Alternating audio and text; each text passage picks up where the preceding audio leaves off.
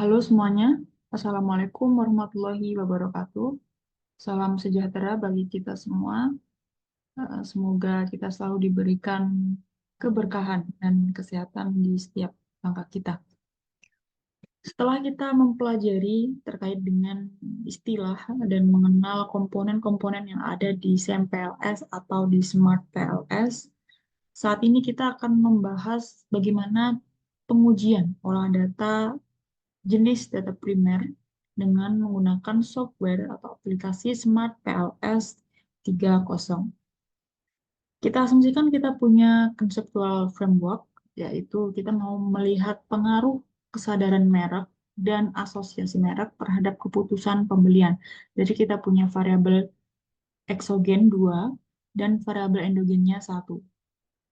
Kemudian kita tarik karena kita mau melihat uji pengaruh ya, uji regresi, maka kita punya dua hipotesis. Hipotesis yang pertama, kita mau menguji apakah kesadaran merek ini berpengaruh positif terhadap keputusan pembelian, dan yang kedua, apakah asosiasi merek ini berpengaruh terhadap keputusan pembelian.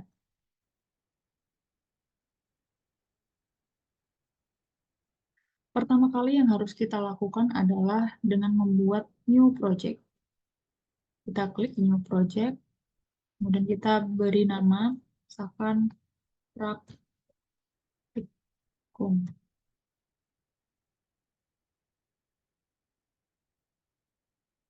statistika. Oke. Setelah itu kita bisa double klik to import data. Ya, disclaimer, di software atau aplikasi Smart PLS ini kita tidak bisa membuka file dalam bentuk Excel.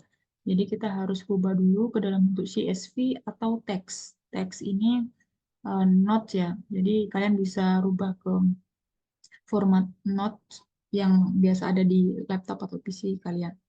Kemudian open. Oke. Nah, ini dia muncul beberapa variabel dan jumlah variabel yang kita miliki ya. Jadi kita tadi punya dua variabel eksogen, X1 dan X2, dan variabel endogen satu yaitu Y. Kita abaikan yang X3, X4, X5, dan Z.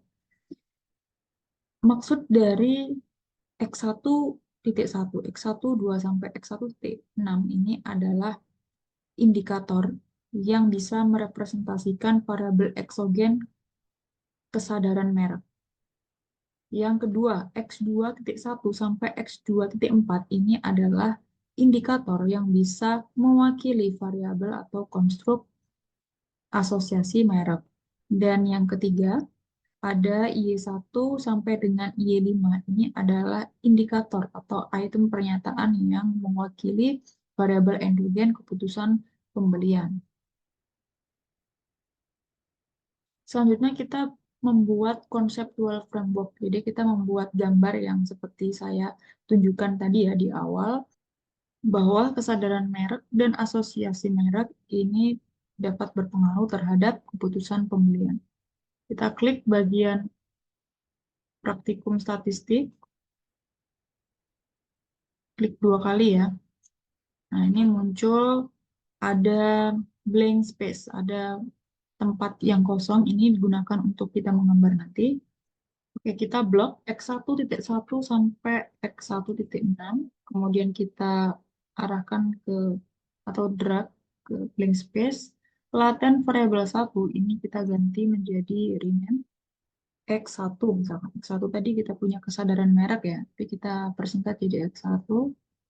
Kemudian X2 sampai X4 ini dia adalah item indikator dari variabel X2 atau asosiasi merek. Kita rapikan, bisa diklik select aja. Berikutnya kita bisa blok variabel endogen Y1 sampai dengan Y5. Kita tarik ke sini. Nah, untuk mengganti agar indikatornya ini dipindah ke kanan agar rapi ya, kita bisa klik kanan ke line indikator right. Nah, dia akan pindah ke sebelah sini, dan laten variabelnya kita ganti menjadi Y. Setelah itu kita bisa konekkan X1 ke Y, X2 ke Y. Berubah jadi biru ya. Oke, pengujian pertama kita harus melakukan outer model. Di mana outer model ini adalah kita mau mengukur beberapa indikator yang telah kita miliki apakah sudah valid ataupun apakah sudah reliable. Nah, ini yang dinamakan dengan outer model atau measurement model. Yang pertama kita klik calculate, kemudian klik bagian PLS algorithm. Ini kita mau melihat path coefficient-nya. Path coefficient itu adalah jarak antar variabel eksogen dan variabel endogen. Kita start calculation. Nah, ini untuk hasil dari Excel-nya ya. Kita bisa lihat bahwa path coefficient atau jarak antara X1 ke Y itu adalah 0,537. Artinya kalau misalkan nanti kita lihat di hipotesis resultnya itu ternyata mereka memiliki pengaruh positif signifikan, berarti X1 ini punya kontribusi sebesar 0,537 terhadap variabel endogen. Begitu juga pada X2, pada hipotesis kedua ya. Jadi path coefficient atau jaraknya itu adalah sebesar 0,307. Kalau kita lihat di bagian gambarnya, nah, ini muncul angkanya ya. Ini adalah path coefficient kita 0,537 dan 0,307. Selanjutnya kita harus mencari outer loading yang ada di setiap indikator. Jadi kalau kita ingat kembali bahwa outer loading ini dia harus lebih besar dari 0,7 menurut Harry et al. Atau juga bisa di atas 0,6. Karena outer loading dari tiap indikator kita ini sudah di atas 0,7 ya, maka artinya indikator yang telah kita miliki telah sesuai dengan uji validitas atau istilahnya indikator kita sudah valid. Nah, ini bisa kalian screenshot, kemudian kalian masukkan ke dalam Word untuk diinterpretasikan pada pengujian path coefficient. Kemudian kalau kita mau melihat dari datanya, artinya ini kan dalam bentuk gambar ya, tapi kalau kita mau melihat dalam bentuk tabel, itu kita bisa lihat di sini. PLS algorithm run nomor 1, kemudian diklik outer loading. Nah, ini dia muncul bahwa outer loading pada indikator 1 nilainya 0,834 dan seterusnya. Kemudian kalau kita masukkan ke dalam Word untuk diinterpretasikan, hasilnya seperti ini ya. Nah, ini dia. Yang pertama ada convergent validity results. Artinya di sini kita punya 3 variabel. Kesadaran merek kita singkat menjadi KM dengan indikatornya ada 6, KM1, KM2, sampai KM6. Asosiasi merek ini kita singkat menjadi AM, AM1 sampai AM4, dan keputusan pembelian atau disingkat dengan KP, indikatornya ada 5, KP1 sampai KP5. Nah, outer loadingnya kita isi di sini. Tadi ada 0,834, 0,702, sampai seterusnya. Yang selanjutnya kita mencari convergent validity berdasarkan per konstruknya, atau kita bisa melihat dari nilai AV-nya. Nilai AV ini kita bisa lihat pada quality kriteria, lebih tepatnya di konstruk reliability and validity, kita klik. Nah, kita geser ke sini, muncul nilai AVE atau average variance extracted, di mana X1, X2, dan Y ini ternyata nilai AV-nya lebih besar dari 0,5. Artinya telah sesuai bahwa konstruk yang kita miliki beserta indikatornya itu telah valid atau sesuai dengan uji validitas konvergen. Lanjut, kita melihat diskriminan validity, validitas diskriminan. Kita tinggal klik aja di sini ada diskriminan validity. Nah, hasilnya ada X1, X2, dan Y, juga di kolom vertikal dan horizontal sama ya, X1, X2, Y. Nah, di sini angka yang paling atas ini adalah akar AVE. Jadi tadi kita sudah melihat atau menemukan nilai AV, sekarang kita mau melihat nilai akar AVE. Nah, akar AVE ini dia harus lebih besar daripada nilai korelasi yang di bawah ini. Karena ini ada beberapa variabel, contohnya ini ya X2 dan Y ini ternyata memiliki nilai yang lebih besar daripada akar AVE X1-nya. Maka ada indikasi bahwa data kita tidak sesuai dengan atau belum lolos validitas diskriminan. Kita lihat yang X2. X2 ini dia akar AVE-nya dia lebih tinggi daripada Y. Nah, sehingga di sini mungkin ada problem ya antara X2 dan X1 dan Y terhadap X1. Nah, itu kita bisa melihat, melakukan revisi data. Artinya kita bisa membuang data yang memang memiliki outer loading yang rendah pada indikator X2 maupun indikator Y, sehingga di sini bisa menaikkan validitas diskriminan pada akar AVE-nya. Diskriminan validity results, constructs-nya ada KM, AM, KP, kemudian ini akar AVE-nya, dan ini adalah korelasi ya antara AM, KM, KP, KM, AM dengan KP. Yang ketiga, kita mau mencari reliability test results dengan melihat CR dan CA. Kita bisa klik construct reliability and validity, letaknya bersebelahan dengan AVE tadi ya. Jadi ada CA itu 0,877, 0,85, dan CR 0,907.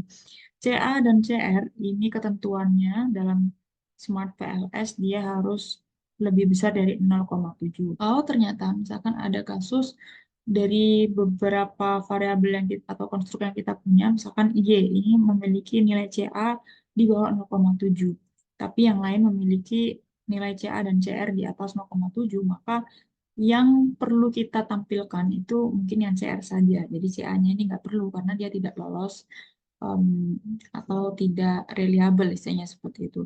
Nah, alangkah lebih baiknya kita memiliki atau menghasilkan nilai CA dan CR itu dia lebih dari 0,7 sehingga kita bisa memberikan statement bahwa pada nilai CA dan CR konsisten memiliki reliabilitas yang sangat tinggi.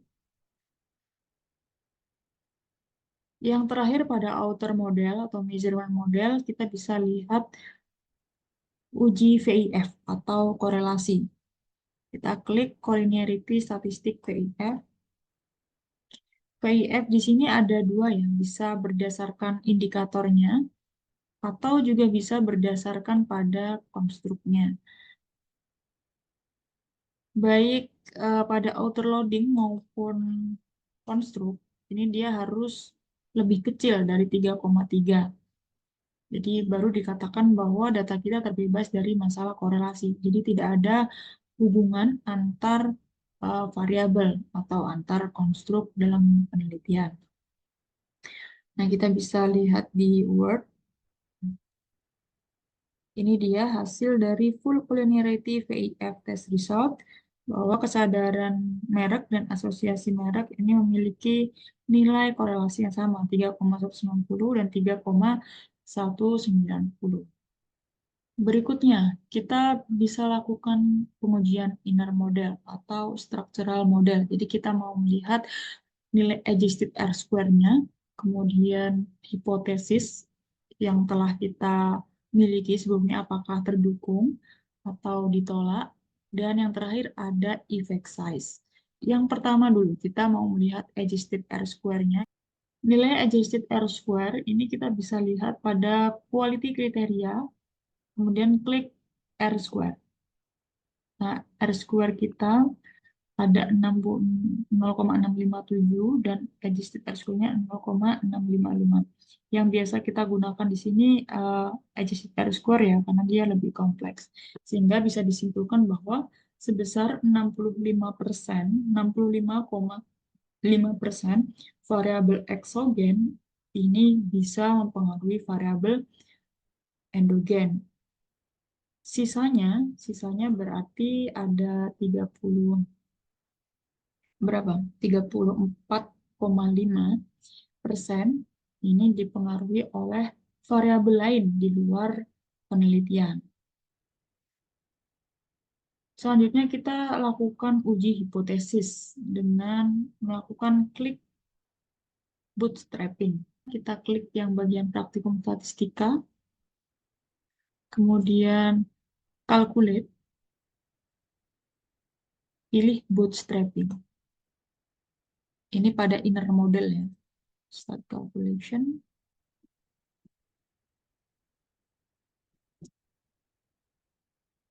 Nah, ini dia hasilnya. Kalau kita lihat di bagian gambar, ini sebelumnya ada koefisiennya, yang tadi ada 0,5, kemudian X2 ke Y itu 0,3. Nah, karena kita sudah mengklik bootstrapping, artinya bootstrapping ini berarti dia melakukan uji pengaruh terhadap suatu model. Nah, sehingga 7,322 dan 3,773 ini adalah T statistiknya, berubah jadi T statistik. Begitupun juga tiap indikatornya ya. T statistik ini kita dikatakan signifikan ketika memiliki nilai di atas 1,96. Itu kalau kita melihat T statistiknya.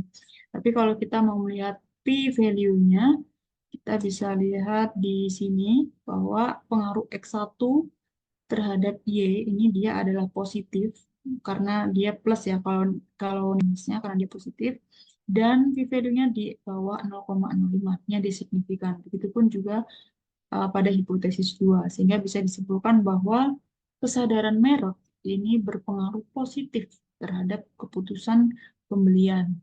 Begitupun juga hipotesis 2 bahwa asosiasi merek ini dia berpengaruh positif signifikan terhadap keputusan pembelian. Hasil dari AJCT R square tadi kita bisa masukkan ke dalam tabel 5 ini ya. Ada nilai R square dan AJCT R square-nya kita masukkan. Kemudian hipotesis result-nya kita masukkan ke dalam tabel 6, di mana kita ada variabel eksogen, kesadaran merek, dan asosiasi merek. Ada juga variabel endogen atau keputusan pembelian. Nah, di sini kita bisa lihat bahwa kesadaran merek ini ternyata dia memiliki pengaruh positif dan signifikan. Nah, signifikansinya kita bisa lihatnya dari bintang ini. Bintang 3 ini ketika dia signifikan kurang dari 0,01 atau kurang dari 1%. Kemudian kita kasih tanda bintang 2 ketika signifikansinya atau p-value-nya kurang dari 0,05 atau 5%. Dan yang terakhir kita kasih tanda bintang 1 ketika p-value-nya kurang dari 0,1 atau 10%. Nah, karena tadi kita punya p-value 0,000, artinya dia kurang dari 0,01, maka kita bisa tuliskan bintang 3 di sini. Terakhir kita bisa lakukan uji effect size atau F-squared. Kita lihat di PLS algorithm, kemudian kita klik F-squared. F-squared ini digunakan untuk melihat pengaruh yang besar pada keputusan pembelian itu kira-kira variabel mana, apakah kesadaran merek atau asosiasi merek. Nah, dari sini kita bisa lihat bahwa nilai F-square dari X1 ke Y ini dia memiliki nilai yang tinggi daripada X2 ke Y. Atau X1 ke Y ini nilainya 0,264, sedangkan X2 ke Y 0,086. Artinya kalau kita tarik di dalam kesimpulan Word, KM ke KP 0,264 dan AM ke KP ini dia memiliki effect size 0,086. Menurut Cohen 1988, dia mengkategorikan effect size menjadi 3. Ada yang dia masuk ke dalam kategori small ketika nilai effect size-nya kurang dari 0,02 sampai 0,15. Kemudian medium atau bintang 2 ketika nilai effect size-nya rentan 0,15 sampai 0,35, dan efek size memiliki efek yang besar ketika dia memiliki nilai 0,35 lebih. Nah, sehingga kita bisa kasih bintang 2. Yang pertama karena dia nilainya 0,264, range antara 0,16 sampai 0,35. Dan yang kedua, kita kasih bintang 1 karena 0,08-nya dia rentangnya kurang dari 0,02 sampai dengan 0,15. Sehingga kesadaran merek ini yang memiliki pengaruh yang besar terhadap keputusan pembelian daripada asosiasi merek. Sekian dari saya, semoga bermanfaat. Sampai ketemu di next video dengan pembahasan variabel moderasi. Terima kasih. Assalamualaikum warahmatullahi wabarakatuh.